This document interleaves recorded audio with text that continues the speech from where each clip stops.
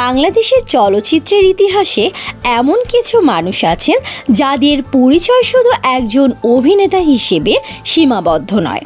তারা ছিলেন দেশপ্রেমিক, সংস্কৃতির দূত এবং কোটি মানুষের অনুপ্রেরণা। সেই বিরল মানুষদের একজন কিংবদন্তি চিত্রনায়ক ফারুক।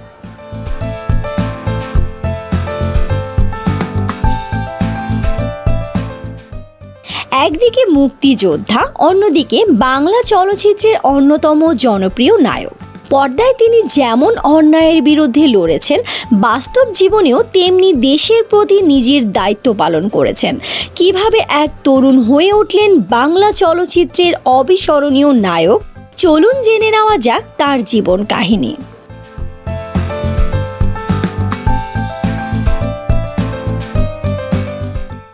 চিত্রনায়ক ফারুকের প্রকৃত নাম আকবর হোসেন পাঠান।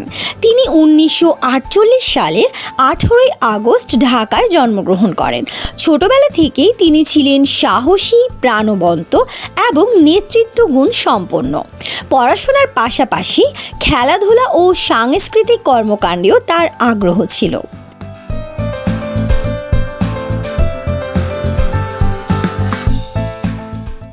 1971 সালে বাংলাদেশের মহান মুক্তিযুদ্ধ শুরু হলে ফারুক দেশের ডাকে সাড়া দেন। তিনি মুক্তিযুদ্ধে অংশগ্রহণ করেন এবং স্বাধীনতার জন্য লড়াই করেন। জীবনের শেষ দিন পর্যন্ত তিনি মুক্তিযুদ্ধের চেতনা ও বাংলাদেশের প্রতি গভীর ভালোবাসার কথা গর্বের সঙ্গে তুলে ধরেছেন।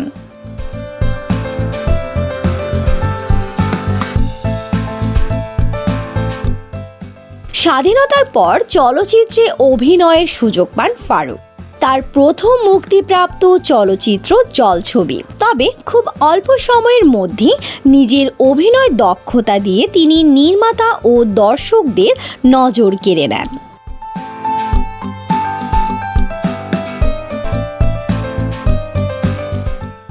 সত্তর ও 80-র দশকে ফারুক ছিলেন বাংলাদেশের সবচেয়ে জনপ্রিয় নায়কদের একজন।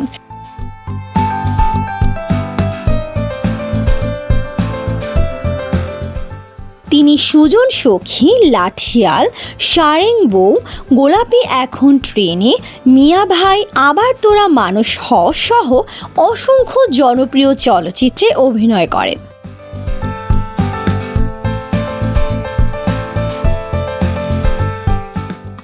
বিশেষ করে সুজন সখী চলচ্চিত্রে তার অভিনয় আজও বাংলা চলচ্চিত্রের ইতিহাসে অন্যতম সেরা রোমান্টিক অভিনয় হিসেবে স্মরণ করা হয়।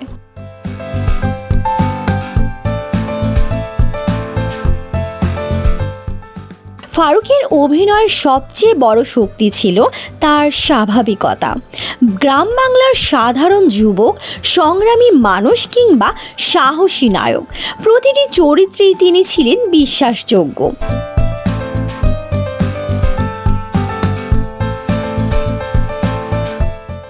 তার সংলাপ বলার ভঙ্গি, প্রাণবন্ত অভিব্যক্তি এবং আন্তরিক অভিনয় তাকে সাধারণ মানুষের খুব কাছের একজন অভিনেতায় পরিণত করেছিল।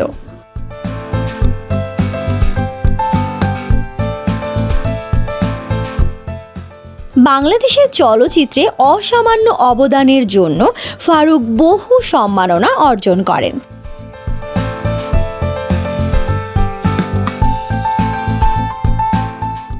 তিনি জাতীয় চলচ্চিত্র পুরস্কার লাভ করেন এবং 2016 সালে চলচ্চিত্রে আজীবন অবদানের স্বীকৃতি স্বরূপ আজীবন সম্মাননা অর্জন করেন।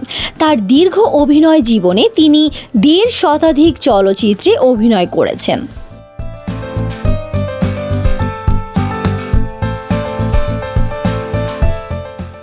চলচ্চিত্রের পাশাপাশি ফারুক সক্রিয়ভাবে জনসেবার সঙ্গেও যুক্ত ছিলেন। তিনি বাংলাদেশের জাতীয় সংসদের সদস্য হিসেবে দায়িত্ব পালন করেন এবং মানুষের কল্যাণে কাজ করার চেষ্টা করেন।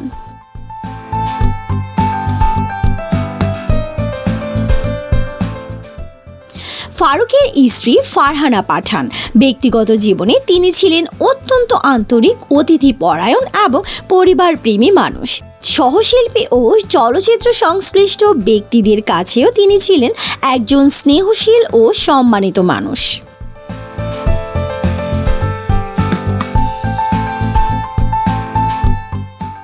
জীবনের শেষ দিকে তিনি দীর্ঘদিন শারীরিক অসুস্থতায় ভুগছিলেন। উন্নত চিকিৎসার জন্য বিদেশে চিকিৎসাধীন অবস্থায় 2023 সালের 15ই মে তিনি শেষ নিঃশ্বাস ত্যাগ করেন।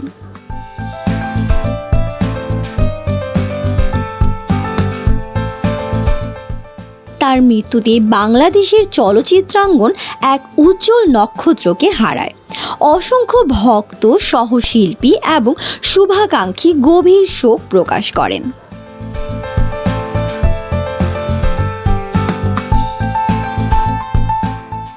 ফারুক শুধু একজন জনপ্রিয় নায়ক ছিলেন না, তিনি ছিলেন বাংলাদেশের চলচ্চিত্রের সোনালী যুগের অন্যতম প্রধান স্তম্ভ।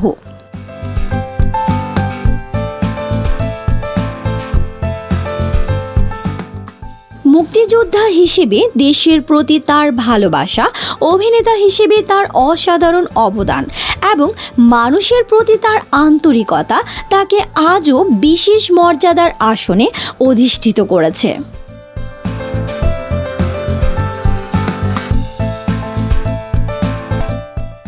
একজন শিল্পীর প্রকৃত পরিচয় শুধু তার অভিনয়ে নয়, তার আদর্শ, ব্যক্তিত্ব এবং মানুষের হৃদয়ে রেখে যাওয়া ভালোবাসায়। সেই দিক থেকে ফারুক ছিলেন সত্যিকারের একজন কিংবদন্তি।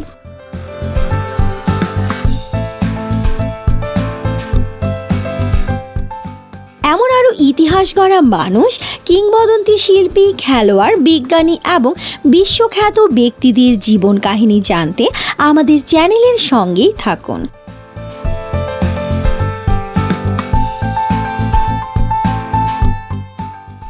আপনারা পরবর্তীতে কোন ব্যক্তিত্বের জীবনী দেখতে চান তা অবশ্যই কমেন্ট করে আমাদেরকে জানান। আপনাদের পছন্দের ব্যক্তিদের নিয়ে আমরা নিয়ে আসব আরও তথ্যভিত্তিক ও সুন্দর ডকুমেন্টারি।